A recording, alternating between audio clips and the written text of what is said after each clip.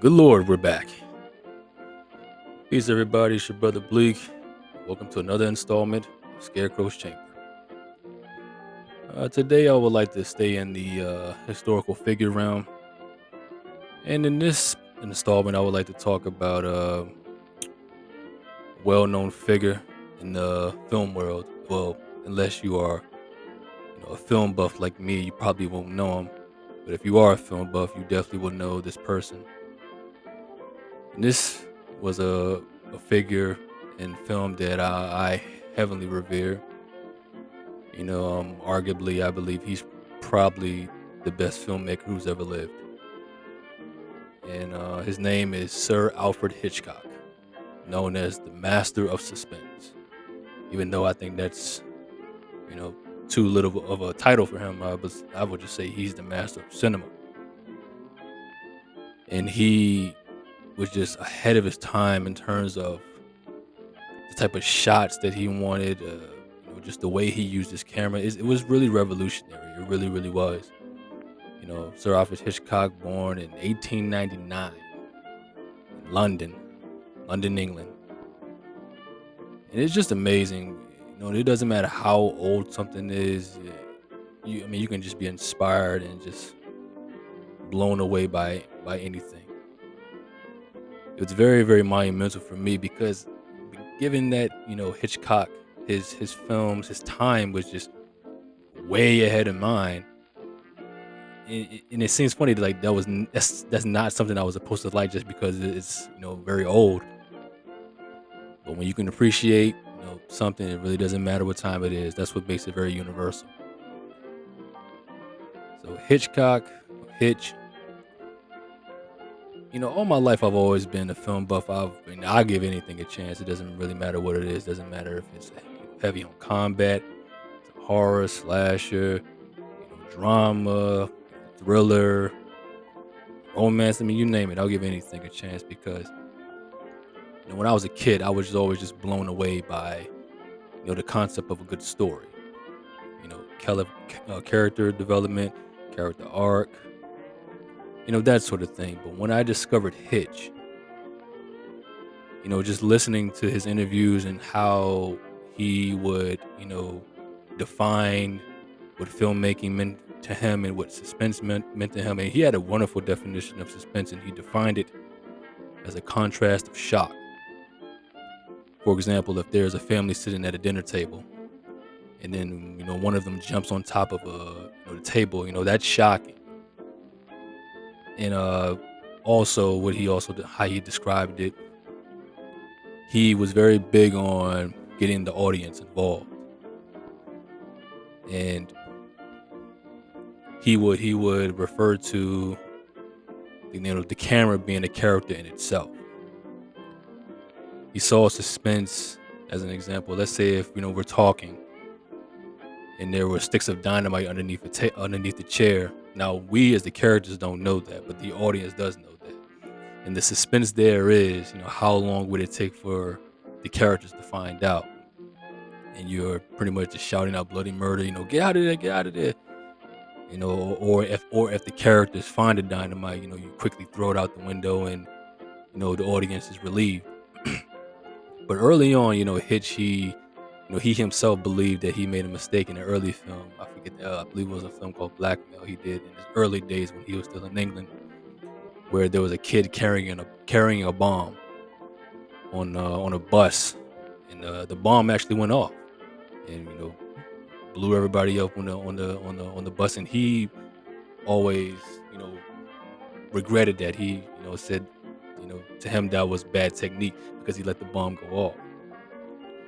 But the suspense there was, what he, expected it to be. The kid discovers the bomb and quickly throws it out, and everybody is saved. But because of Hitch, I watch films now. Well, for a while now, I watch films very technically now. It's not just about story and character development and stuff like that. But I watch it for, cinematography, lighting, certain camera angles and shots and stuff like that. I watch films very technically, and I have him to thank for that.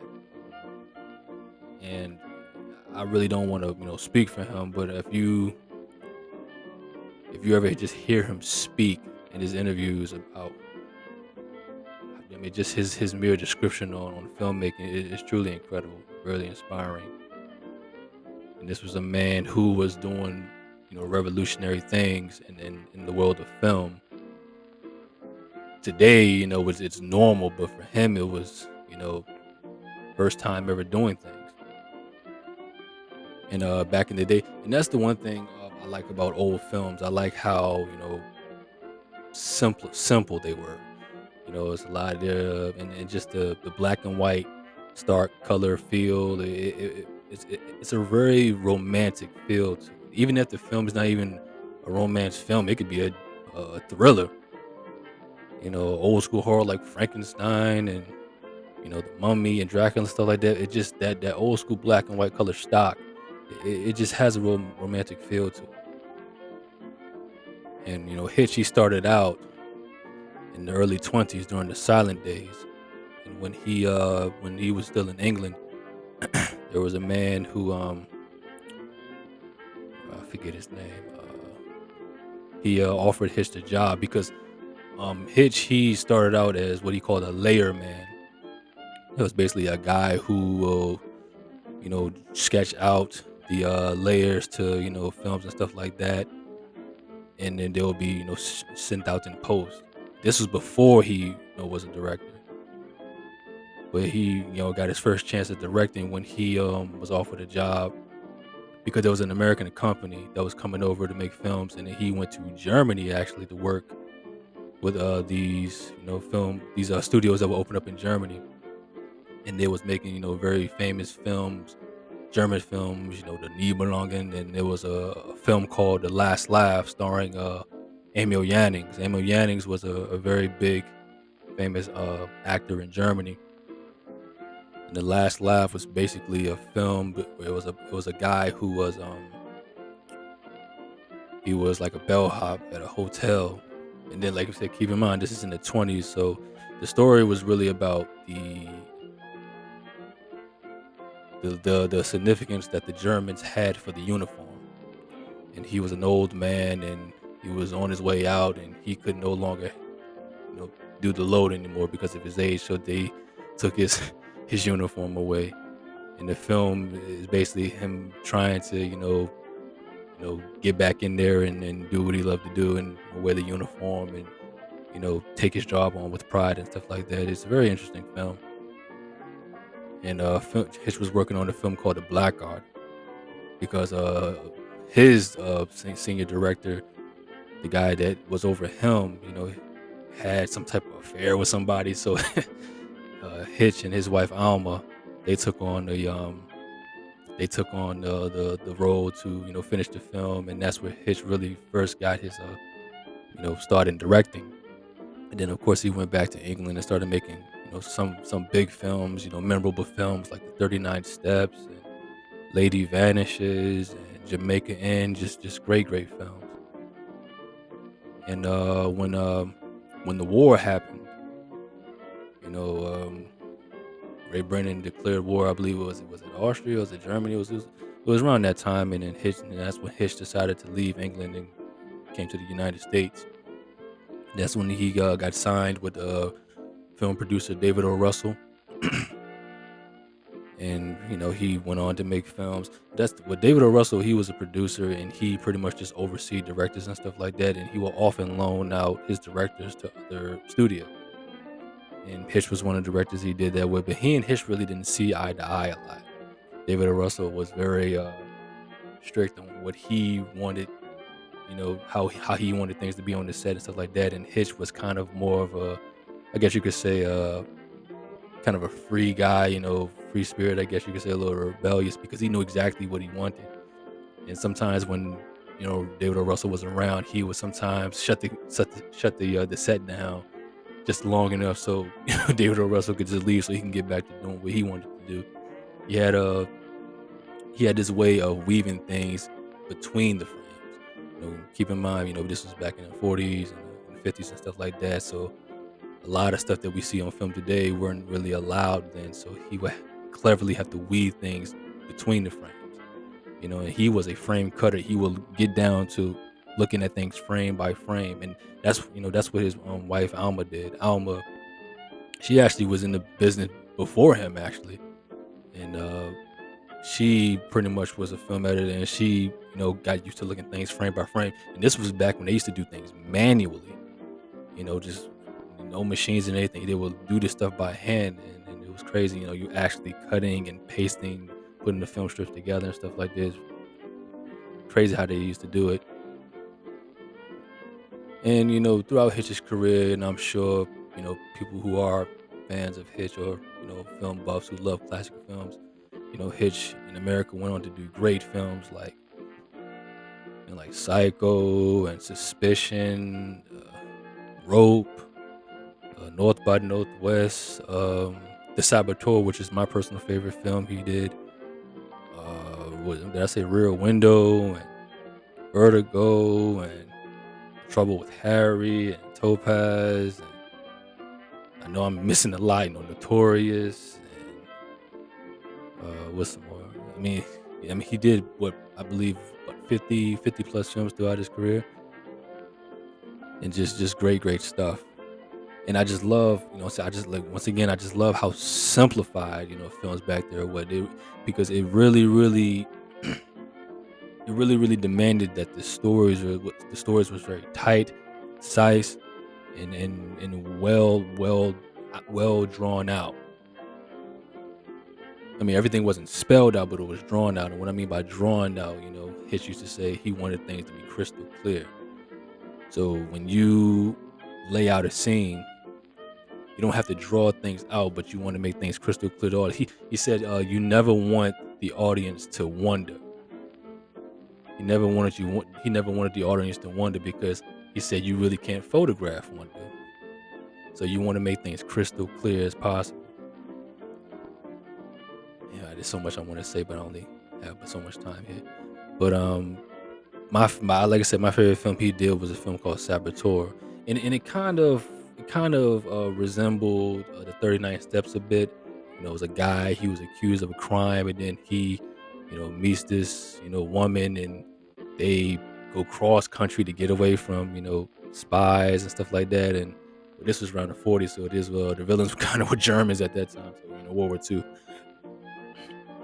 But there were these German spies in America that was doing a whole bunch of stuff, and they took one guy out and they blamed the protagonist for it, so he had to go cross country and clear his name and all that stuff. But it was a quite adventure. And then of course he had this love interest that was with them, and it just just the great tension, and just very straightforward, no twist or anything like that. But it was a great story, and just the technique that he used. There was an actor, I believe, who's still working today, actually, Mr. Norman Lloyd, who I believe still at this very moment is still the oldest living actor. I mean, the guy's like 100 years old, I think. I think he's like 101, 102.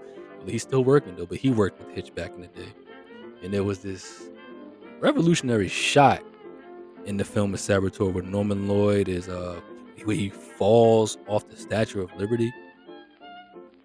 And how they managed to get that shot, I believe they had him on some sort of rig, and I can't really explain, but they had him on some sort of rig, and where he would just drop down, and then they photograph. Because back then they used to do what was called rear projection, where you have the projector in the back, and then you would play the scene in front of the screen.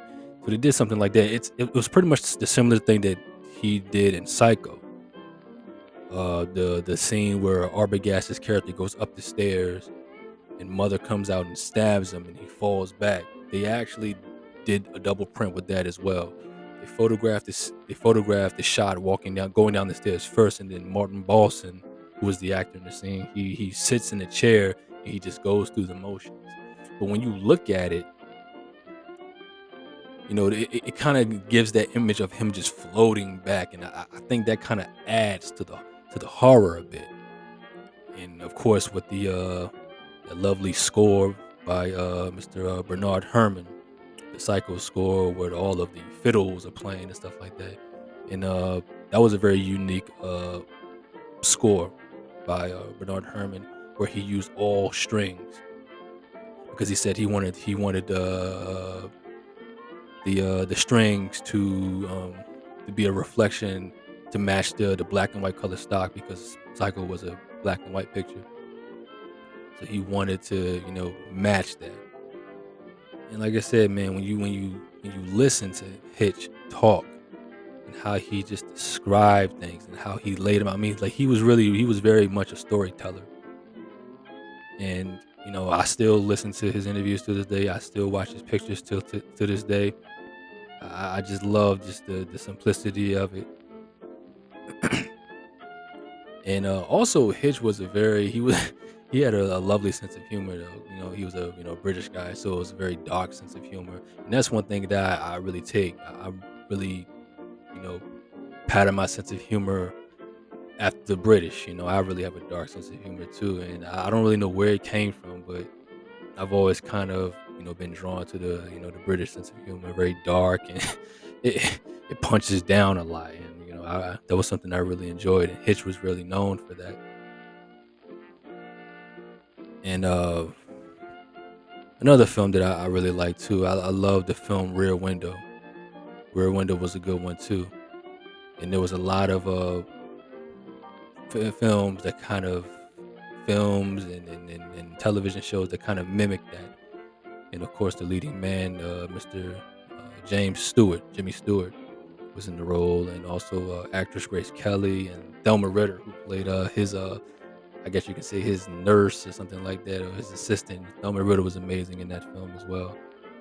And Hitch, he said that Rear Window was the most cinematic film that he ever directed, which is amazing because if you've seen the picture, the picture takes place in one room the entire film because James Stewart, he is in a wheelchair all the time. He he has his leg in a cast, so he's in a wheelchair. So he pretty much spends time in that chair the whole time, and it's a lovely set. You got the building that he's staying in, and then you have all of the other buildings across the way. And the story, if you don't know the story is basically about he believes that that there was a man who murdered his wife. He believed that he saw it happen and crossed the way, and then nobody believes him. And of course, Grace Kelly, who plays his love interest in the picture, they're trying to figure out, they're trying to prove that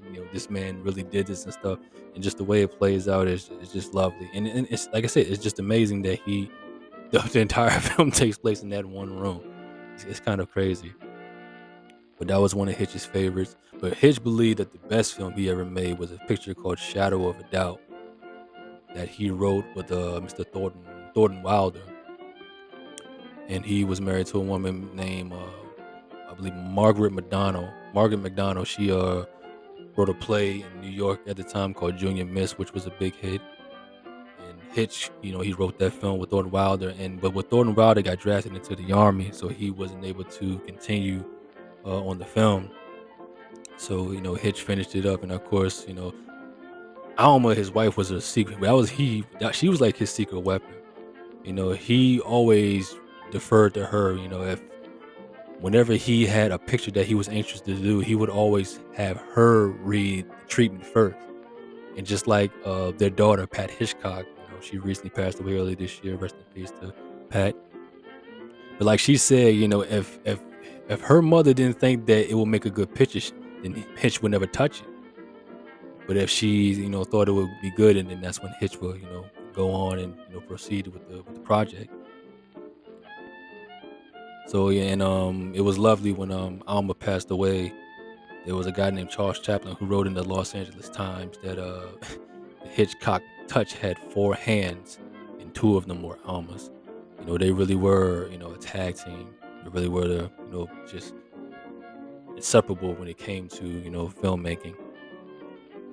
But Shadow of a Doubt, Hitch considered that his best, and because at that time, films, they all were made on the back lot in the studios. There were no films at that time that were being shot on location.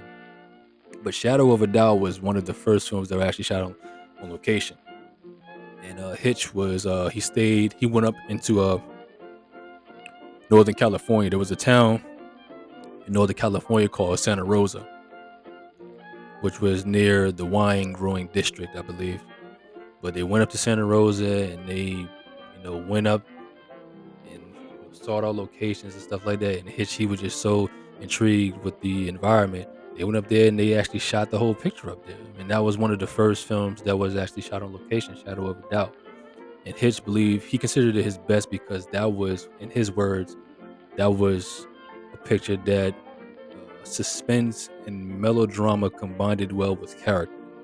Those were his words, and he just believed that it had like a freshness to it. It wasn't really a glamour picture. A lot of pictures that Hitch did was like glamour pictures. Depending on the actors that he would work with. He worked with James Stewart a lot. He worked with Cary Grant a lot. He worked with Ingrid Bergman. I think Ingrid Bergman, who is probably his favorite actress that he worked with, and she's actually one of my favorite actresses too. I love Ingrid Bergman. She's amazing. But Shadow of a Doubt, it was it was about just a typical American family, and Charlie, young woman Charlie, played by Teresa Wright, she is kind of bored with life, and because their town, Santa Rosa, it was a sleepy little town. I mean, it's big now today, but back then it was a very small town and stuff like that, very quiet. You know, good place to good place to raise children and stuff like it's a sleepy little town. So she was kind of bored with life and stuff like that. But when her uncle Charlie shows up, played by Mr. Joseph Cotton, was another brilliant actor too, and he was pretty much the villain of the film. And it's kind of lovely because in the beginning of the film, when you see it, you see this shot of all of these women dancing, which was supposed to be like a callback to a more romantic time because Cotton, his character, he would always romanticize the past to his sister, and they would talk about old times growing up and stuff like that. But he was the villain of the film. He kind of he murdered a lot of women because he hated the fact like how men the widows pretty much would take the man's money and just go out and just do all these sorts of, I guess you could say, irresponsible things, at least in his mind. And he you know just thought that they should pay the price and stuff like that, so he went on this spree and killed a lot of women. But the unique thing about Shadow of a Doubt, a lot of times in Hitch's pictures you will see the crimes being committed, but in the case of Shadow of a Doubt, the crimes had already been committed. So the suspense there was because Cotton's character, Uncle Charlie, he goes to Santa Rosa to visit little Charlie and her family and stuff like that. He pretty much goes there to hide out, and the suspense of the whole, because like nobody knows what he did, but the little Charlie, she finds out eventually what he did, and she is pretty much in a struggle trying to get him to leave and go away and stuff like that. But the suspense with the film was how long will it take for the family to discover what he did. But the unique thing about that, they never do find out. Charlie was the only one, and of course, the authorities are trying to chase him down and stuff like that. And Charlie, she does have like a love interest in the film who turns out to be a cop, and he wants Charlie to help him bring Cotton down. But again, it's a lovely picture, and I can see why Hitch himself considered it his best. And another film that I love was Psycho, because that was Hitch said in his own words, that was his first attempt at a shocker. He really didn't do, I guess you can say, horror films or visual horror like Frankenstein and stuff. He didn't really do that stuff because he believed it was too easy. He believed in putting the horror into the mind of the audience and not necessarily showing it to you. He always believed that the horror came to you once the film was over, and then you go home and then you start thinking about what you saw and stuff like that. And that's what he decided to do with Psycho. And Psycho is a film that is still like the famous shower scene where Janet Leigh's character gets murdered in the shower. That scene is still, studied and filmed schools all around the world. It's a very iconic scene. And a uniquely thing Hitch the knife never touched the body at all. It was just, I mean, that whole death sequence in the shower was probably what 45 seconds, but I believe that Janet Lee said she said that she worked a whole week on that scene, I believe, and it was shot. They shot it with 1959, and it was released in 1960. But that was a revolutionary film as well, and it pretty much set the tone for slasher, or I guess horror films to come after that. The Halloweens, the Friday the 13th, stuff like that. But Psycho was one of the early ones. It was that, and then another film I can't remember the name of it.